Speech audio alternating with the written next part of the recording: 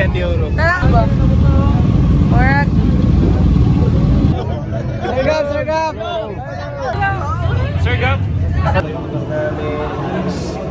Kami nagkaroon ng pagkakataon kahit di po Ironman. Babalik po kami dito para talagang mag-bonding tayo mga We are so happy din po na isa po ang Malaybalay City sa checkpoint nyo. Nakita din po namin. Yes po, ako. So parang I was worried na paano kaya ito makikita ng mga Kaya po natagal kayo ng Oh, konti. ako. First time? It's my first time to be riding in Mindanao. It's my second time to be doing Ironman. All I can say that people have been so nice. People have been the energy is so high. Kahit sabi mo late na, but everybody's just there on the road.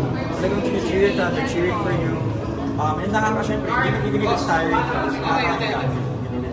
and even the people in the checkpoint, this one, you're done, just nakita ko sa labas, you were waiting, and even going inside ako ganda, and it's so nice. But alam mo yung feeling na you're tired after like 300 kilometers, 400 kilometers, hindi ka marinig. So it's very encouraging.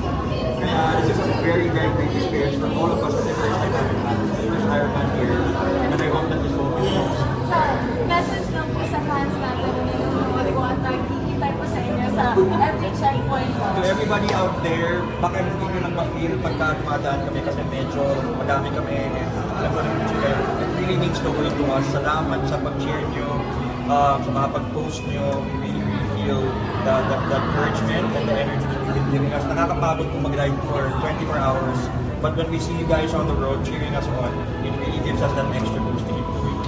Thank you so much po. Thank you so much. Po.